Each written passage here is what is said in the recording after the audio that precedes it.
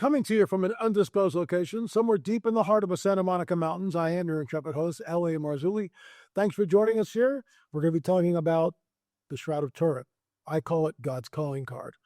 I think it's forensic evidence of the greatest event in all of history, the resurrection of the fully God, fully man, Jesus of Nazareth. And we'll be getting into that. But first, a word from our trusted sponsor. Gold has gone mainstream. You're seeing it everywhere, and prices keep climbing.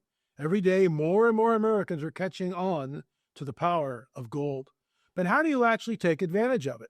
How do you invest in a way that's safe, simple, and built for the long run? That's where Noble Gold Investments comes in. Noble Gold specialists are trained to help investors like you go from confused to confident, from wondering what's next to knowing exactly what to do.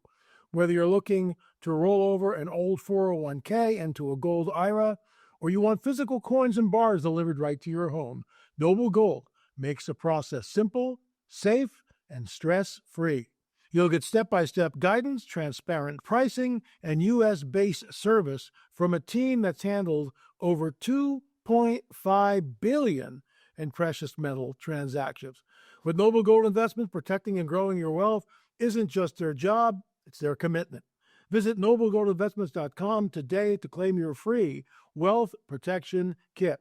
That's noblegoldinvestments.com. Noble Gold, helping you build a stronger future. Folks, Peggy and I invested in it several years ago. It has gone through the roof, and I don't think it's going to stop yet. Remember, folks, there's always a risk with any type of financial investment. Take a look at what Noble Gold has to offer. Peggy and I did it several years ago. I'm really glad we did. It's hovering right around 4,000. Who knows where this thing is going to go? So, noblegoldinvestments.com, noblegoldinvestments.com. Folks, thanks for coming here. We're up around 251,000 subscribers. Please hit the subscription button, because when you do that, it brings our numbers up, and we thank you for that. Also, consider becoming a member. 10% off on everything in the store. You get the free monthly news magazine, headed up by our very own editor, Sonda Allison. Some great articles on that. It comes as a webpage, so you can check that out. And, of course, you get members-only content. So, there you have it. I'm going to get into this. We have a film on the Shroud of Turin. So, Gil Zimmerman and I, my business partner, it took us about a year to create this film on the Shroud of Turin. And we link it to the Shroud of Turin, the sudarium of Oviedo, and I'll get into that just a little bit. And then the Holy Fire. Today, which appears, by the way, has appeared in Jerusalem for the last 1,700 years, without fail. And I'll be talking about that at the Prophecy Watchers Conference. So I'll be speaking twice, once on the Shroud of Turin. The other will be on this, Dark Secrets, Giza, Dark Secrets of the Nephilim. I think you'll find it interesting. There's a theory I'm going to propose at that conference. So if you can't make it, consider joining us via live stream, prophecywatchers.com, prophecywatchers.com, and sign up for live streaming. But Gil and I took like a year to do this film.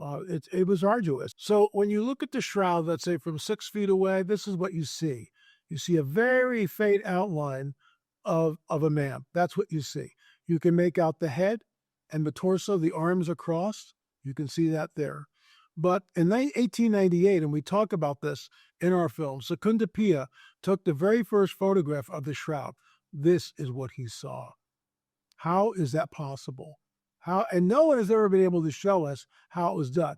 Yes, the skeptics are always there, and you read these things on Wikipedia. Oh, the shroud's a medieval forgery. It's not a medieval forgery, folks. It's not. And the article I'm going to read to you, I think, will once again push the pendulum towards our belief, but this is God's calling card. This is proof of the resurrection of the fully God, fully man, Jesus of Nazareth. And what's interesting, if it's a 15th century forgery, then why, let me get a little pen here so I can show you what I mean. Why, then, they show the nail prints coming out here at the back of the hand, when all paintings show it in the palms? Why, in the shroud, does it go against the iconography that we see in Christian art through the centuries? Why does it come out in the back of the wrist? Because that's forensically correct. There's the wound in the side right here. Look at the scourge marks, how absolutely brutal they are. He was scourged literally to within an inch of his life. Unbelievable. So the Shroud of Turin, in my opinion, it's not a painting. There's no dye, there's no ink. It hasn't been applied by the hand of man.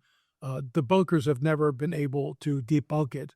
There's $1 million reward for anyone who can show how the shroud was made. And there are no takers. $1 million is a lot of money. There's not one taker. Why is that? Why are there no takers? $1 million reward to prove that the shroud, show us how it was done. No one can do it. Oh, but the naysayers are there. Why? I'll tell you why. Because it points back to the supernatural world. And the entire planet, the entire scientific community, painting with a very broad brush, they believe in the Darwinian paradigm. There is no supernatural world. There's only the empirical, what we can touch, what we can see, what we can hear, only the empirical, no supernatural, no God, no miracles, no prophecy, none of that stuff happens. Well, they're entitled to believe what they want to believe. Good luck with that. The Shroud of Turin is God's calling card. And it's proof of a supernatural event that happened 2,000 years ago, which changed history. Nobody saw the cross. Nobody got it. Mary is at the foot of the cross. Mary, his mother, at the foot of the cross, looking up. When are you going to come down? The crowd is yelling, "You saved others. Save yourself. Come down if you're the Son of God." They're taunting him. Come down. They know he can come down. John the Apostle's at the foot of the cross with Mary Magdalene. They're all waiting for him to come down. How can you kill God? The dragon, i.e. Satan, is laughing at this whole thing, right? Oh, I've got him now, figuring he's going to come down, and now what, right? But meanwhile, he's brutally scourged, within an inch of his life, by the way, helmet of thorns, and the shroud shows all this. And Jesus dies. How do you kill God? Nobody saw it coming. That's the penalty. He paid. When you look at this, and this is from Russ Breault, and it says right here at the bottom, paid in full, because it's paid in full. Your sin, my sin, is paid in full. I could go down a rabbit trail here with a sermon, but this is it. There's nothing else like this. He was Messiah. All the prophecies of the Bible, I'm going to do a show on this, showing all the prophecies of the Bible which point to Jesus. If it's not him, then who the heck was it? Chuck Mosley used to talk about this, and there's also a book, I can't remember who it was by, but I had it in my library before the fire had burned. So anyway, it's Sir Something. The name escapes me. See, if you don't use it, you lose it. Thank you very much. So here's the deal. The prophecy of Daniel says this: so Messiah comes, and he gives you the exact amount of years. He'll be cut off. That's written hundreds of years before Jesus arrives. When he rides into Jerusalem on that donkey, it's fulfilling that prophecy in Daniel to literally the second. And Chuck Missler used to say, the Lord arranges it because he does, which in itself is a 3-hour conversation, telling his disciples, go and you'll see a cultist over and bring him out. And when the master says, hey, what are you doing with my donkey? Tell him the master has need of it. Or the odor of a cult comes out and says, hey, what are you doing? And Jesus rides a colt which has never been ridden. How's that work? Even the stones would cry out. Palm Sunday. Most Christians in the church don't understand what's happening because they don't talk about prophecy. But it links back into the prophetic timeline that Daniel sets. And this is where, if you sit down with a Jewish person, and if they're open, you just go to Daniel and you say, well, this is what Daniel says. It'll be 470 years until Mashiach, until Shiloh, until Messiah comes. So what are you going to do with that? And when you go from the time of a decree, and that decree, by the way, is on a stele, which is in the museum in England. I've never seen it. I want to see it. But there's the decree to rebuild the temple in Jerusalem by Cyrus. There's the decree written in stone. It's a stele. There it is. You can go see it yourself. To rebuild the temple until Messiah comes, it'll be X amount of years. Well, guess who comes riding in to the millisecond? Jesus. So if it's not him, then who was it? Do we miss him? No. The entire city turns out. And Hosanna, blessed is he who comes in the name of the Lord. Jerusalem, Jerusalem, how I would have gathered you like a hen gathers her chicks, but you did not know the day of your visitation. When Jesus says that, what is he pointing back to? What is he pointing back to? He's pointing back to Daniel. See the way that works? You did not know the day of your visitation. Think about that. He holds the nation of Israel accountable to know and understand that Messiah is coming in on this day. They should have all been waiting, but they weren't because they did not know the day of their visitation. This is why he tells us, watch and be ready. He doesn't tell us to build bunkers. He doesn't tell us to sit on a mountaintop someplace and look at the stars and the sky and wait for his return. He just says, watch and be ready. Do I watch? Yeah. I watch what? I watch the prophetic signs. Am I ready? It's ready. I'm constantly ready. Is my hand on the plow? Why the heck do you think I'm here talking to you? Of course it is. And thank you for coming here. We really appreciate it. So let's get into this. Discovery in Turin Shroud confirms burst of radiant energy at resurrection. Whoa. Surprise, surprise, surprise. Let's get into it. This is written the 2nd of October, which is where we are. And this is from Zenit News, Rome. A groundbreaking new paper by dental surgeon Dr. John Sottosanti, and I'm going to try to get this guy on the show, presents striking evidence that the lower teeth of the man on the shroud may, in fact, be visible, despite being concealed by the lower lip. Such a detail, Sottosanti argues, could only appear if the image were seared into the cloth by a burst of radiant energy at the moment of Christ's resurrection. Holy fire, anyone? Oh, there's also such thing as holy fire. Really? What about Moses in the burning bush? What about the fire that comes down from heaven and Elijah's offering, right? Burns everything up. What about the flaming torch that goes between the covenant that Abraham cuts with God? What's that? What about the tongues of flame that appear over the apostles' head at the day of Pentecost? No such thing as holy fire? Think again, my friend. Let's continue. Such a detail, Sottosanti argues, could only appear if the image were seared into the cloth by a burst of radiant energy at the moment of Christ's resurrection. In an opinion piece at theblaze.com, Sottosanti explains that while a handful of past researchers speculated about teeth in the shroud, skepticism, as always, prevailed. By analyzing high-resolution photographs from the 1978 Shroud of Turin research project and applying 4 decades of surgical expertise in oral anatomy, he identified a distinct incisal plane, the biting edges of the front lower teeth, with their full crowns below.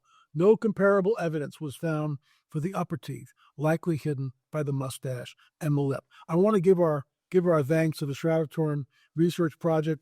The late Barry Schwartz was part of that. Dr. Jackson headed that up. Thank you, sir, for doing all that. It's just incredible. And that's what we stand on, the 1978 Shroud of Turin research project. Thank you, sir. If the lower teeth truly appear on the cloth, said Dr. Sottosanti, then the image could not have been painted or faked by human hands. It must have been created by radiant energy beyond the natural order, consistent with the very moment of resurrection. The shroud has captivated scientists, believers, and skeptics for centuries. This new finding adds a powerful dimension to the ongoing debate. For believers, a fresh reason to contemplate the mystery of the resurrection. For media and scholars, a provocative new angle on the world's most studied relic, an artifact that refuses to be explained away. For skeptics, it offers an opportunity to reconsider their beliefs and contemplate life's mysteries once again. I'm going to try to reach out to this gentleman, Dr. John Sottosanti, and see if he'll come on the record and discuss this, because this is really incredible. And what amazes me, because of the world that we live in, the modern world, with all the scientific gadgetry and scientific wonders that we have, it's just amazing that we can press in on this. You remember, 1898, no one ever photographed the shroud. Then we have Secunda Pia photographing the shroud, and this is what we see, which was hidden for almost 2,000 years. No one saw this.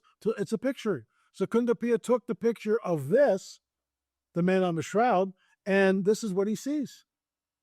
Absolutely profound. Absolutely profound.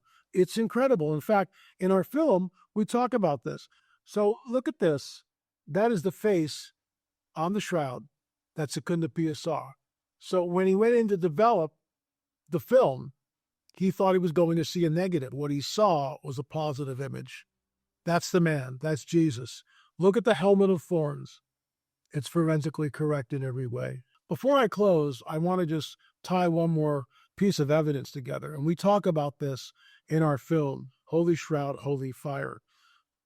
There's an artifact in Spain. It's called the sudarium of Oviedo. It has been in Oviedo, Spain since the 7th century. That's a matter of historical record. When you overlay the sudarium of Oviedo, it's a face cloth. When you overlay that on the face of the man on the shroud, there are over 120 points of congruency between the two. We know from the Gospels that when John and Peter went in, the face cloth was folded up separately. Why was the face cloth there? Because when they took Jesus off the cross, they wrapped his face with the sudarium, with this cloth, out of respect for the dead. It had blood on it. And so it had to be buried. Jewish law had to be buried with the man, and it was. But it's separate from the shroud. The shroud is one piece, and the sudarium is another. When you overlay the sudarium of Oviedo, which has been there again since the 7th century, 120 points of congruency. And scientists refuse to go there. They want to look at that. It's almost like, well, we can't really explain that. Well, of course you can't, because it's a supernatural event.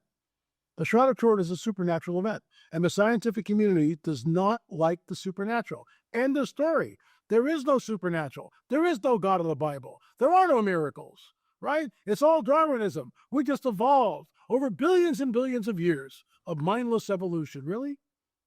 And so how does the eye work? How is the eye evolved? How is the reproduction system of a female, of a woman, how is that intact? How does that work? How does the muscle of the heart just keep pumping blood? Where does the circulatory say, oh, well, Elliot, this took millions of years of evolution. Really? Really?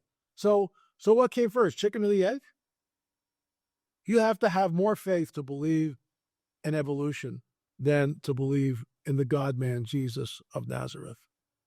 Evolution is a lie, in my opinion, which has been promulgated on the peoples of the world and deliberately obfuscated the reality of a supernatural world. I will be speaking on the Holy Shroud, Holy Fire at the Prophecy Watchers Conference. If you can't come and you're watching this after the conference, don't despair. Go to prophecywatchers.com. You can still sign up for live streaming and see my presentation, as well as lots of other great speakers at the prophecywatchersconference.com. prophecywatchers.conference.com, and check it out. Look at the, and you have 6 months to view all the things, so you can watch all the presentations at your leisure. Check it out. prophecywatchers.com, prophecywatchers.com. Thanks so much for watching. Really appreciate it. Consider becoming a member. Please check out our website, lamarzulli.com, rungsofdisclosure.com. We're on the 22nd rung, and who knows where it's going to go now. I'll be back again with another presentation every day. Don't wait for YouTube to tell you that there's a new installment. We're here every single day. Consider subscribing. We want to get our numbers up. God bless you all. Really appreciate you coming here. We'll see you again tomorrow. It is a beautiful day up here in the 49th state, so I thought I'd take advantage of this good weather window before the snow comes and get out here and look for some tracks and tree structures. If you're wondering about my shirt already, yep, I'm an L.A. Marzulli guy. So L.A. Marzulli, in case you don't know who he is an established author, commentator, and filmmaker. And we had him on the show about a year ago, and we got a lot of heat for that show. And the reason we got heat is because there's a lot of people in the Bigfoot research community that absolutely come unglued if you come from a biblical perspective, namely the Nephilim connection theory where it relates to Sasquatch. And they just come unglued about that. And we got heat. But they were really saying more about themselves than they were about us. So we appreciated that L.A. Marzulli took the time to come to our small podcast and talk to us about the alien phenomenon, as well as the Nephilim connection theory where it relates to Sasquatch. So we encourage you to go check out his website at lamarzulli.net. He's got a lot of great stuff over there. And yeah, in case you're not familiar with the Nephilim connection theory, look into it. The late Russ Dizdar and I created the Nephilim Mounds conferences, and we had people like Gary Stearman there, Chief Joseph Rivler, of course, you know, Fritz Zimmerman. I mean, he's the guy that got me on the trail of a Nephilim, which resulted in 8 films, and number 9 is coming out soon. But guess what? Here's the Nephilim Mounds collection. There are hours and hours of presentations. Gary Stearman, Fritz Zimmerman, Chief Joseph Irwin, yours truly, and others weigh in on the Nephilim. And you know what, folks? You can see right here the Great Serpent now. Yeah, we believe that's Nephilim architecture, fallen angel technology. So for $60, you get all these DVDs here. It's absolutely incredible.